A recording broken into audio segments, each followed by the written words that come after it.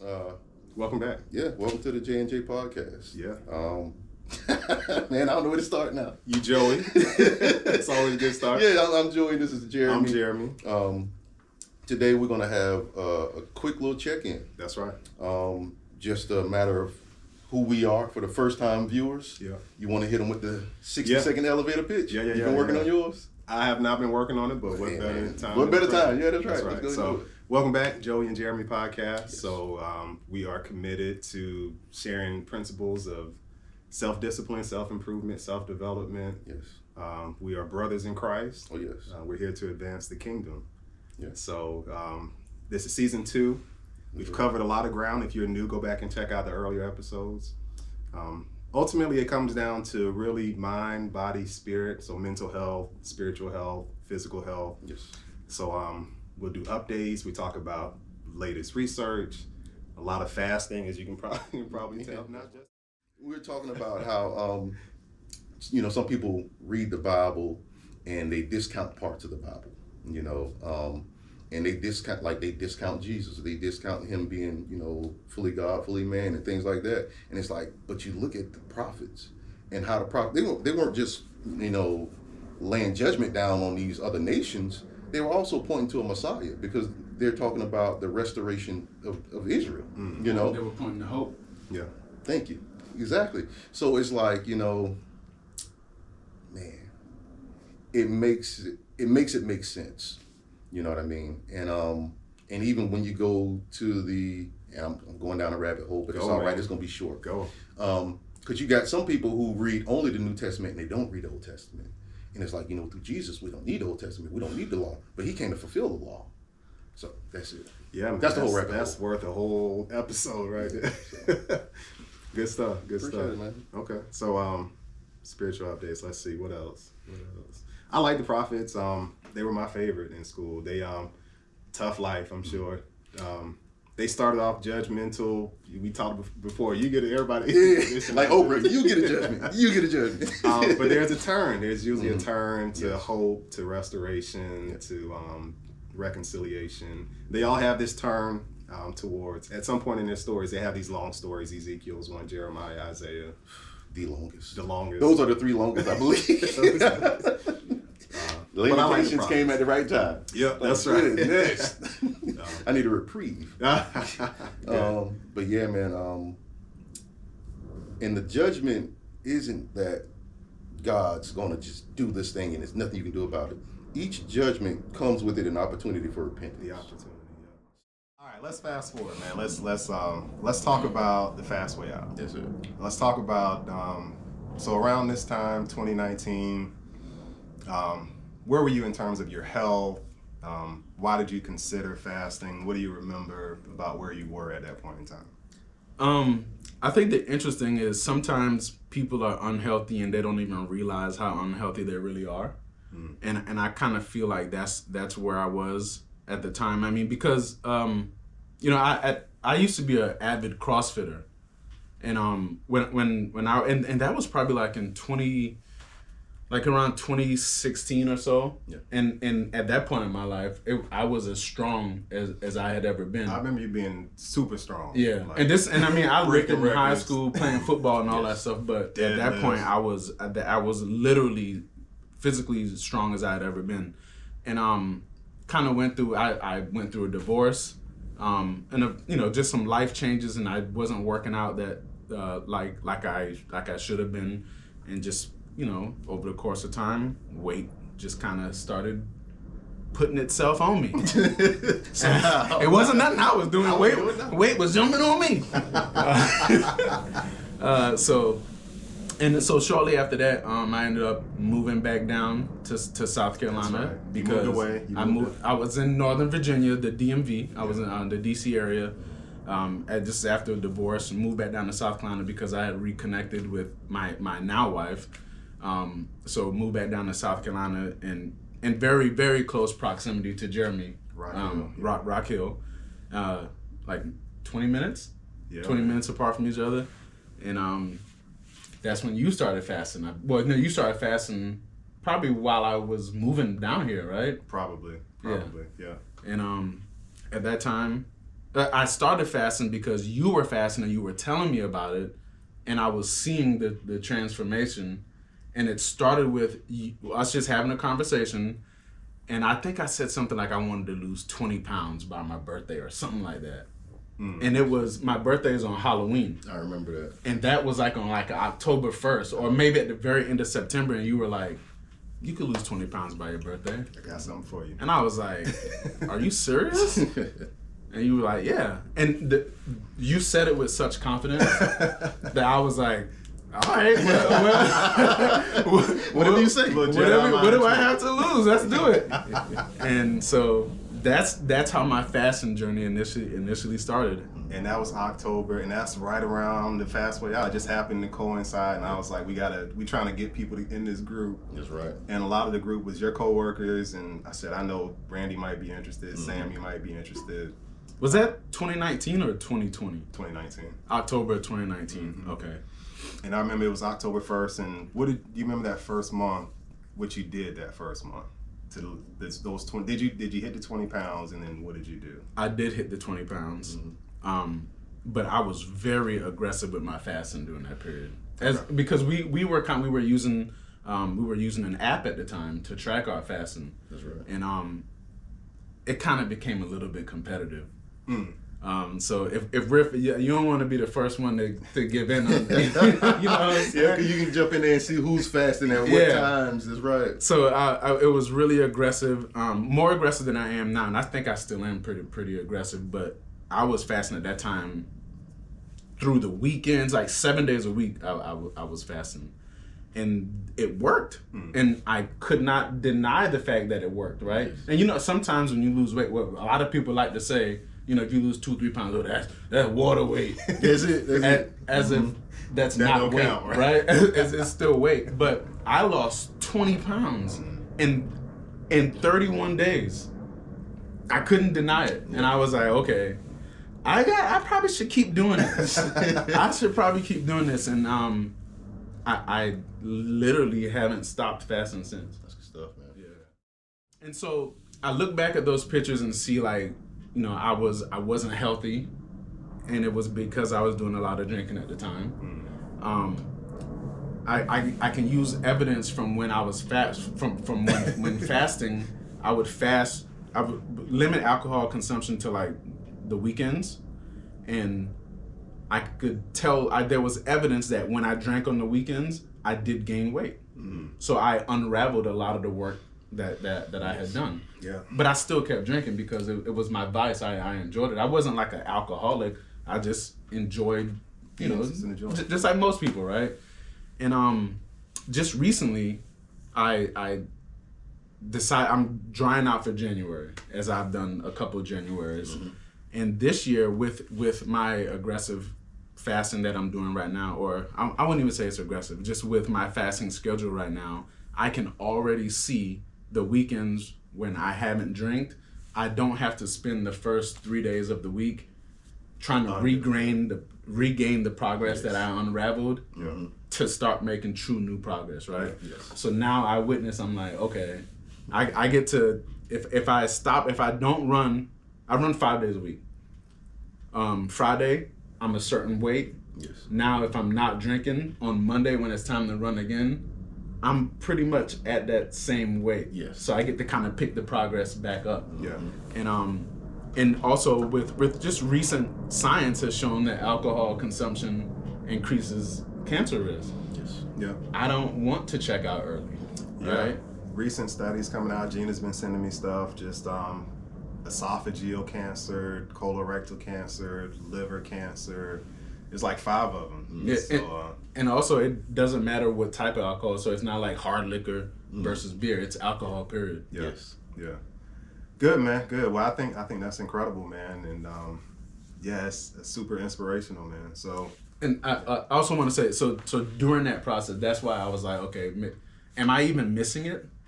And I realized that I'm not missing it. It's not like I want to go grab a beer or I want to go have a cocktail. So if I'm not even missing it and it's not helpful to me, why dive back in? Yeah, why dive back into it? So that's all right. Third question. What do you want people to think about when they see you coming?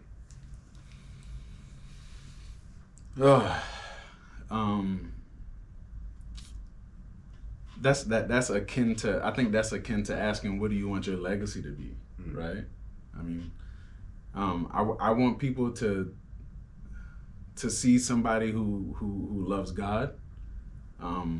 I want people to see somebody, and these are things that I am working on, right? I'm not saying that this is who I am now. Yeah, absolutely. These are things that I aspire to be. I want people to see somebody who loves God.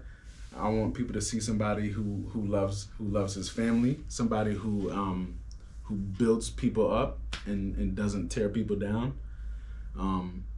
Somebody who's encouraging, yeah, I want people to see me as a model of Christ. How about that?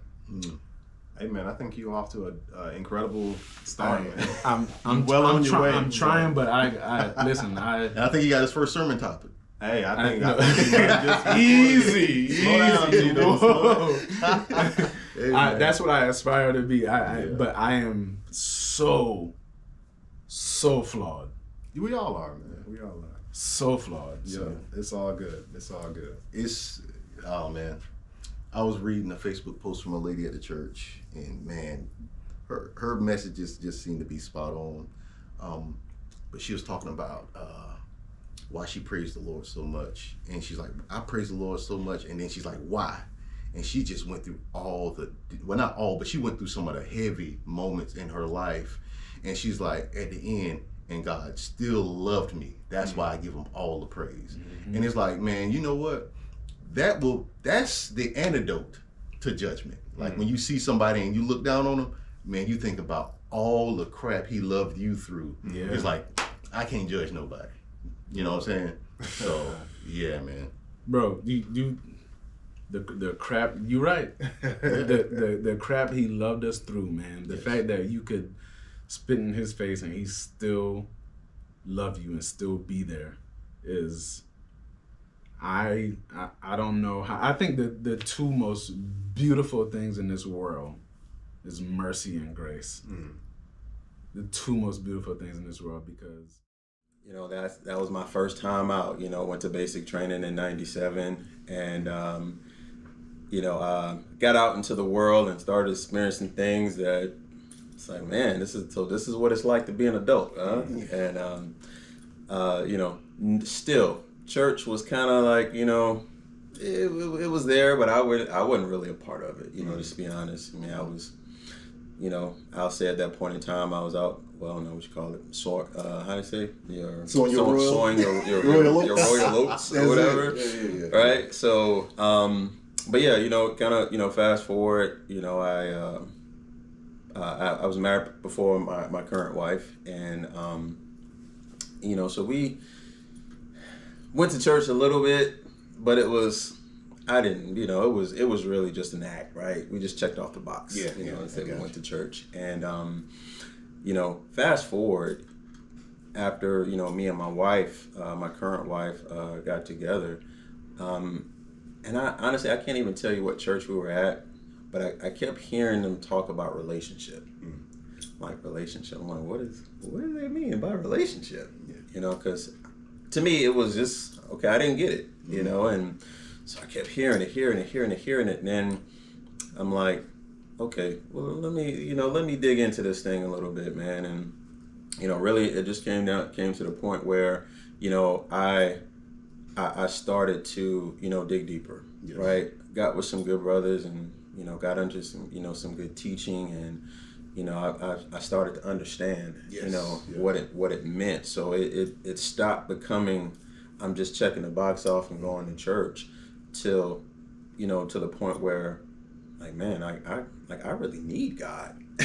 You know, so it was not so much as, you know, just me anymore, understanding that, you know, everything that I do, everything that I am, everything that I have, you know, is because of him. And you know,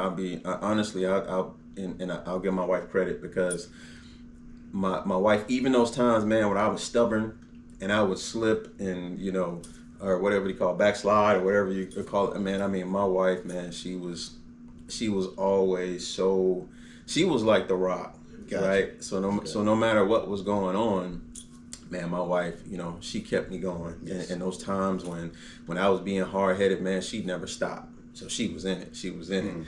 And you know, what was it that I read? Not Kingdom Man. It was. Oh, okay. You read Kingdom Man? I read Kingdom Man. Man. We're gonna give it to you, but you already read it. No, I read Kingdom Man, but before Kingdom Man, there was what was the movie? Courageous. Y'all remember the movie Courageous? Yeah. So I was walking. I was in the Air Force Reserves at Seymour Johnson, and I went into this Christian bookstore right outside of the church. And I'm just walking. I don't even know why I went in there, but I just happened to walking in. I'm walking around the store, and I found, you know, it was this book, and it was The Resolution for Men. Yes. And man, so right there, I just start reading the book, like right there in the store, and man, I felt so inadequate. I did. I felt when I'm sitting here reading, and I'm like, wow. You know, I mean, just going through the first couple of pages, man, I'm like, I'm still missing something. Yeah. Right? There's still something missing, man. So, you know, I read that book, man, and watched the movie, and I'll say that was like the real start for me. Yes. That got me to where I am now. Awesome. So yeah, that was powerful, man, because I never thought about that stuff, and I never thought about, you know, like what it really meant to be a man, what responsibilities, you know, what are my responsibilities as a man. Yes. So that's where it really resonated with me. Like, I really got to do something different. Question. Mm-hmm. It's not about, you know, trying to move the world, right? I want to start, you know, I want to start where I am. I love, like, you know, with Tony Evans, he talked in the Kingdom Man. He's like, you know, it starts in your home, then it starts in the community, then it goes to your church, and then, you know, and it has this ripple effect. That's right. Right. But we gotta. It's an order. It's an order, right? So I'm 100% focused now on the community, man. I wanna build around here. Because I think the community needs it, man. Okay. Without a doubt. So, but yeah, it's, you know, Plan Forward SC, man. I'm pushing forward with it, man. I'm excited about it. Been, you know, just in a very short time period, man.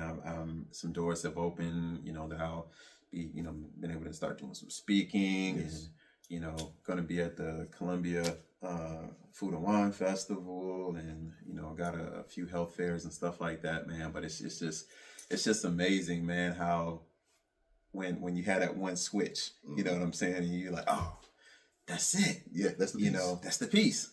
And, you know, doors just start to open, man. But I'm just excited, man. I'm excited about, you know, the change that, you know, this work can bring to the community, you know, to South Carolina, man. We're one of the most unhealthy, states, yes. Man. I mean, heavy on diabetes, heavy on heart disease, you know, tons of people on dialysis, yes. And, you know, high blood pressure. Having limbs amputated, man. And this is a real thing, man. I mean. And it's completely preventable.